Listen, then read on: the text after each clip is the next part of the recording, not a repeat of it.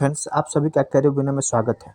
दोस्तों, आज हिंदी का जो हम लोग काव्य विधि की सिलेबस है, जिसमें निर्धारित कवि जैसे भारतेंदु हरिश्चंद्र, मैथिली शरण गुप्त, सूर्यकांत त्रिपाठी और सुमित्रानंद पंत, महादेवी वर्मा, जयशंकर प्रसाद, रामधारी सिंह दिनकर, नागार्जुन, इस सब के बारे में हम लोग को पढ़ना है।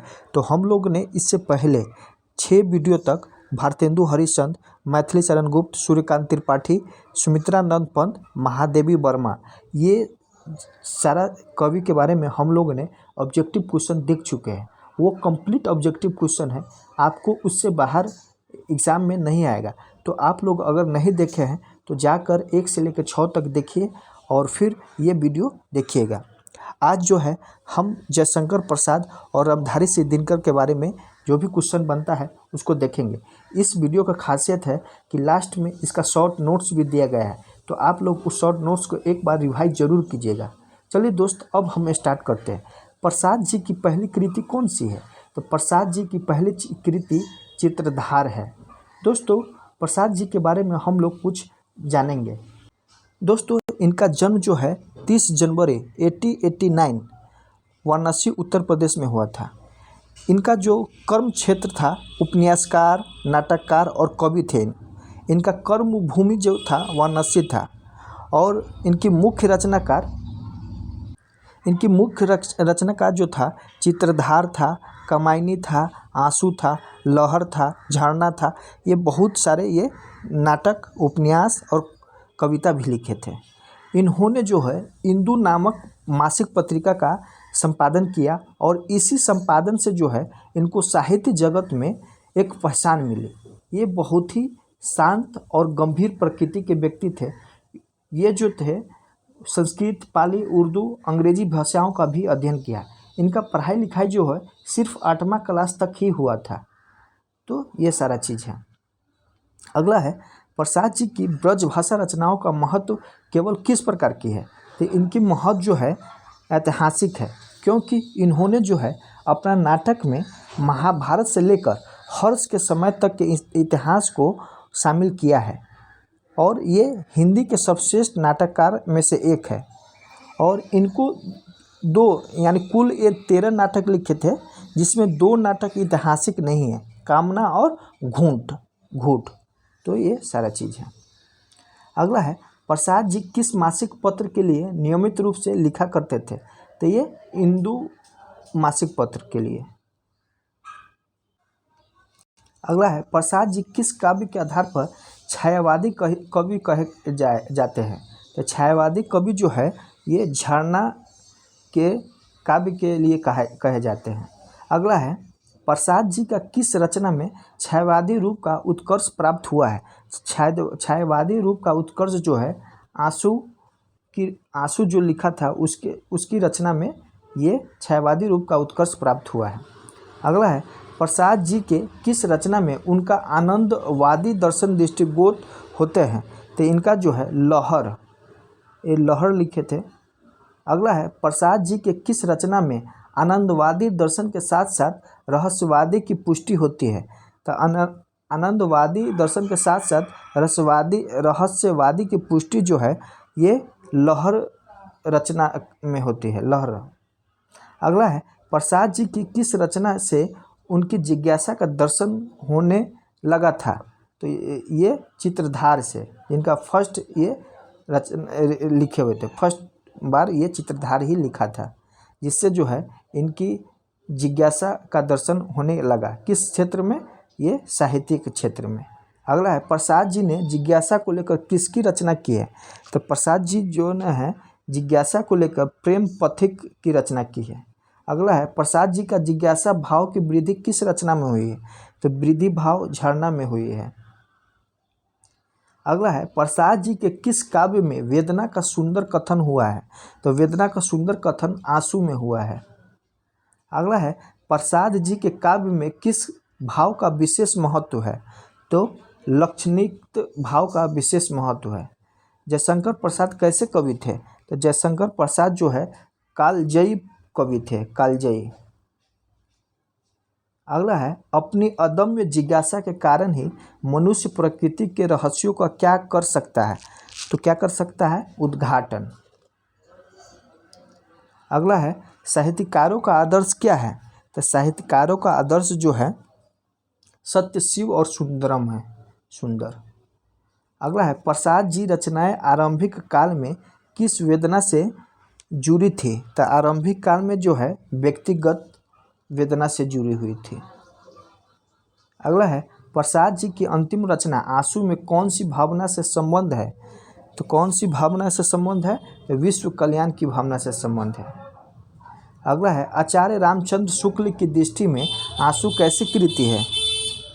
तो ये स्मृति काव्य कृति है। अगला है आंसू काव्य में प्रसाद जी ने कौन सी अभिव्यक्ति दी है? तो आंसू प्रसाद में इन्होंने दर्द भरी अभिव्यक्ति दी है। अगला है आंसू की भावभूमि कैसी है? तो आंसू की भावभूमि विकासशील है। अगला है प्रसाद जी अन्य छायावादी कवियों की तरह क्या थे? तो ये क्या थे? सुखी जीवन के अनुकूल थे। अगला है लक्ष्मी नारायण मिश्र पर जयशंकर प्रसाद जी की अपेक्षा अधिक क्या थे? तो क्या थे? ये सतर्क थे।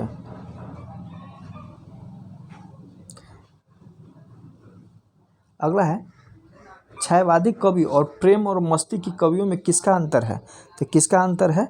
तो व्यक्ति चेतना से ऊपर उठकर मन और फिर आत्मा को स्पर्श करती है, जबकि व्यक्तिगत निष्ठ चेतना शरीर से मन तक ही सीमित रह जाता है।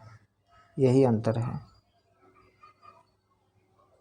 अगला है प्रेम और मस्ती के कवियों ने प्रणय को किस रूप में स्वीकार किया है? तो किस रूप में स्वीकार किया है? साध्य के रूप में स्वीकार किया है। अगला है छायावादी कवि प्रणय को जीवन के किस रूप में रखे हैं? तो ये यथार्थ रूप में रखे हैं। अगला है प्रेम और मस्ती के कवियों के काव्य में जीवन के विषय में किसी व्यापक परिकल्पना या सिद्धांत का क्या मिलता है? तो क्या मिलता है? अभाव मिलता है। प्रेम और मस्ती के कवि प्रणय में तल्लीन हो जाने की क्या रखते हैं? तो क्या रखते हैं? ये इच्छा रखते हैं। अगला है छायावादी कवियों की भावना प्रणय के क्षेत्र में कैसी है? तो ये प्रेम भावना है। नई कविता के कवियों की भावना प्रणय के क्षेत्र में कैसी है? तो ये यौन भावना है। अगला है प्रेम और मस्ती के कवियों ने कहीं कहीं नैतिक मर्यादा को भी क्या कर गए हैं? तो क्या कर गए हैं? तो ये अतिक्रमण कर गए हैं। अगला है द्विवेदी युगीन नैतिकता के कठोर बंधनों के प्रति विद्रोह किया किस वाद के कवियों ने?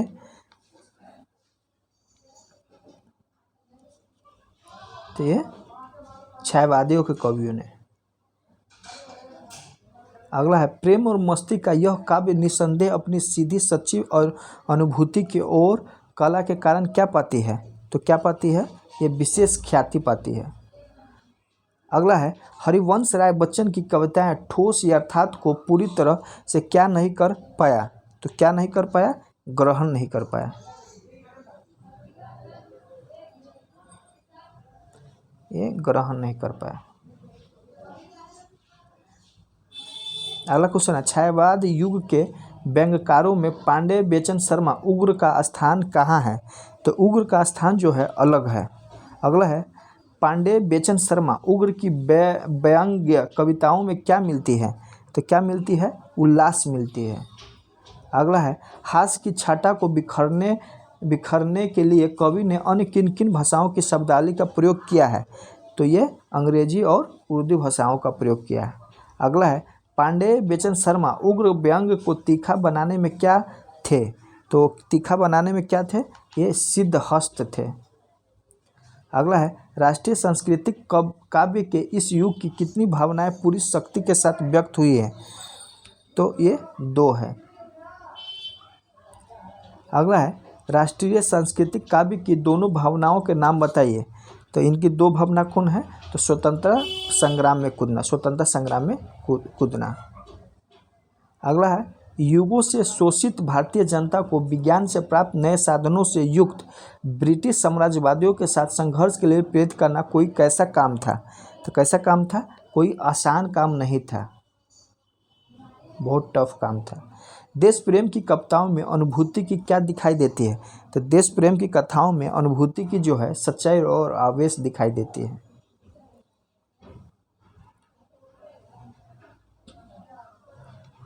अगला है, जनता में आत्मविश्वास का संचार करने का क्या उपाय था? तो क्या उपाय था? अतीत की गरिमा का सजीव चित्रण था।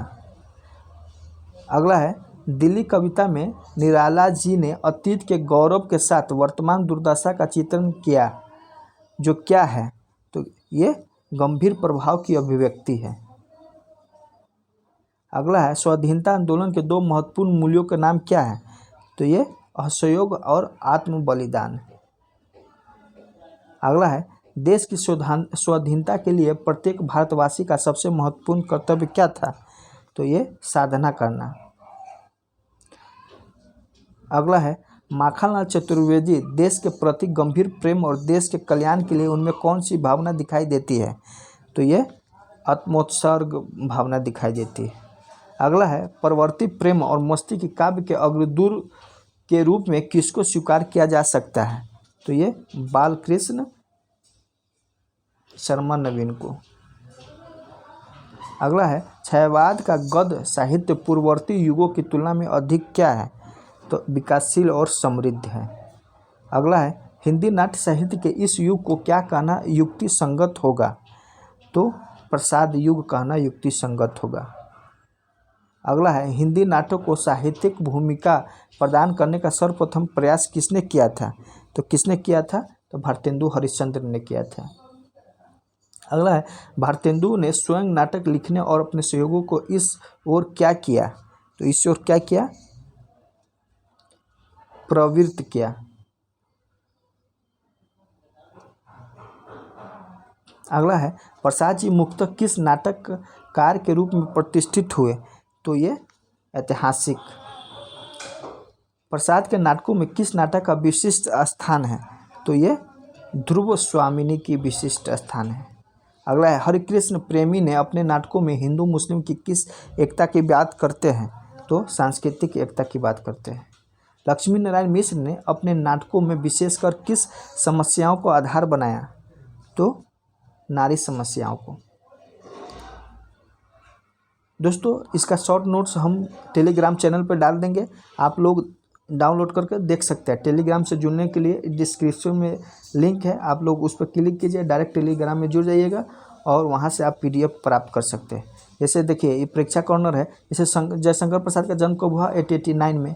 फिर कह रहा है प्रसाद जी का जन्म कहाँ हुआ? तो ये काशी में हुआ था। प्रसाद जी का जन्म काशी में। प्रसाद जी की शिक्षा किस कक्षा तक हुई? तो प्रसाद जी की शिक्षा जो है केवल 8वीं कक्षा तक हुई। फिर कह रहा है प्रसाद जी ने स्वाध्याय के द्वारा जिन भाषाओं का, तो किन भाषा को? संस्कृत, पाली, उर्दू और अंग्रेजी भाषाओं का। माने ये शांत और गंभीर व्यक्ति थे। प्रसाद जी परिंदा और आत्मस्मृति से दूर रहते थे। मूलतः प्रसाद जी कवि थे। प्रसाद जी ने किन किन विधाओं में उच्च कोटि रचनाओं का सृजन किया है? तो प्रसाद जी ने नाटक, उपन्यास, कहानी, निबंध, ये सारी, तो ये सब है। तो आप लोग एक बार इसको रीडिंग दे लीजिएगा, थोड़ा ही है। अब हम रामधारी सिंह दिनकर के बारे में देखते हैं।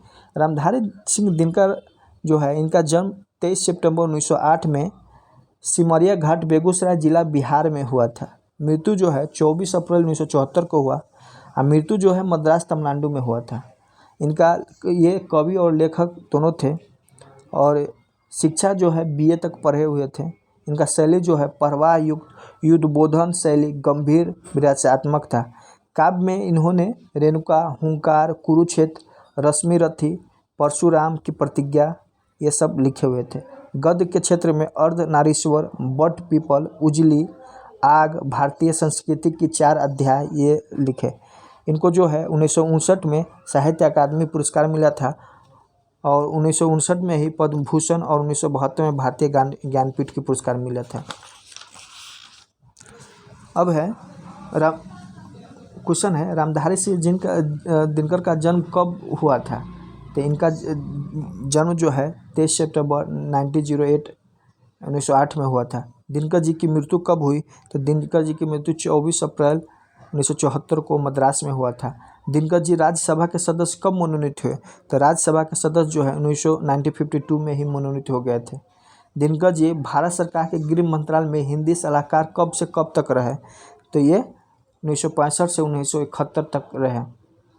अगला है, दिनकर जी की पहली कविता किस पत्रिका में प्रकाशित हुआ था? तो इनकी पहली पत्रिका जो है छात्र सहोदर में प्रकाशित हुआ था।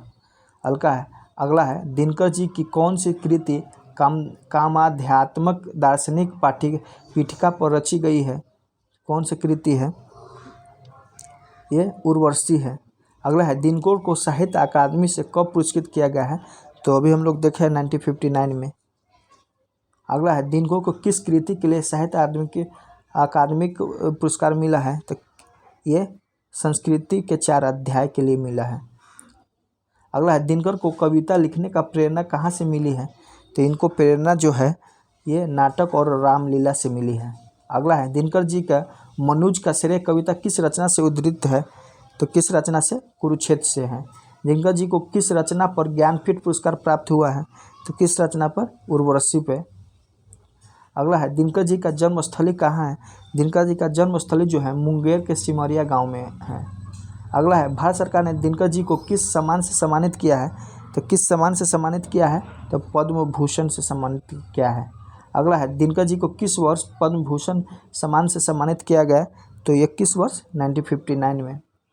अगला है, दिनकर जी की आधुनिक काव्य धारा के किस कुल की कवि है? तो ये जो है छायावादोत्तर काल की है। दिनकर जी की ज्ञानपीठ पुरस्कार कब से सम्मानित किया गया? तो ये 1972 में हुआ है, प्रकाशित हुआ, ये पुरस्कार मिला है। दिनकर जी किनके द्वारा मनोनीत राज्यसभा के सदस्य बने थे? तो ये राष्ट्रपति द्वारा मनोनीत। अगला, दिनकर जी के व्यक्तित्व निर्माण में किसका विशेष योगदान रहा? तो इनके व्यक्तित्व निर्माण में इनकी पत्नी की विशेष योगदान रहा। अगला है, दिनकर जी ने अपनी जन्मभूमि का वर्णन किस कृति में किया है? तो जन्मभूमि के वर्णन जो है रेणुका में किया है। दिनकर जी का बिहार सरकार ने कब प्रचार विभाग में उपनिदेशक बनाया है? तो ये 1947 में। दोस्तों, रेणुका जो है हिमाचल प्रदेश में सबसे छोटी आर्द्रभूमि है, इसको याद रखिएगा। दिनकर जी कब सरकारी नौकरी से त्यागपत्र दिए थे? तो ये 10 मार्च 1952 को त्यागपत्र दिए थे। अगला है, दिनकर जी कब राज्यसभा के सदस्य से त्यागपत्र देकर भागलपुर विश्वविद्यालय के वाइस चांसलर बने थे? तो ये 1964 में। अगला है, दिनकर जी के व्यक्तित्व को देखकर कौन इन्हें ईरानी कहा करते थे? तो निराला जी इनको ईरानी कहा करते थे। दिनकर जी वर्षा के अंतर्राष्ट्रीय काव्य भाग लिए थे, पोलैंड, जो वर्षा है पोलैंड में है, तो ये 1955 में भाग लिए थे। दिनकर जी को कब चीन के लेखक संघ के निमंत्रण पर चीन गए थे? ये 1957 में गए थे। दोस्तों, आज इतना ही, फिर हम अगला बार दोस्तों कुछ चीज़ है, जैसे रामधारी सिंह दिनकर की जो कृतियाँ है, रेणुका है, हुंकार है, सामधेनी है, बापू है, इतिहास के आंसू, हारे को हरिनाम, ये सब है। और 1956 ईस्वी में संस्कृति के 4 अध्याय के लिए साहित्य अकादमी पुरस्कार मिला। 1959 में पद्म भूषण और 1972 में उर्वशी के लिए ज्ञानपीठ पुरस्कार मिला। ये तीनों चीज़ याद रखिएगा, बहुत जरूरी है। 1956 ईस्वी में संस्कृत के 4 अध्याय के लिए साहित्य अकादमी पुरस्कार मिला शुरू में, फिर 1959 में पद्म भूषण और 1972 में ज्ञानपीठ पुरस्कार मिला था, उर्वशी के लिए मिला था। इनका जो शैली था ना, 3 रूपों में था, जैसे विवेचनात्मक शैली था, उद्धरण शैली था और सूक्ति शैली था। बोलिएगा तो इसका भी हम शॉर्ट नोट्स PDF डाल देंगे। चलिए दोस्त, इतना ही, थैंक यू। वीडियो को लाइक सब्सक्राइब कीजिए और शेयर भी कीजिए, और कोई भी सजेशन है तो आप सजेस्ट कर सकते हैं। चलिए दोस्त, थैंक यू।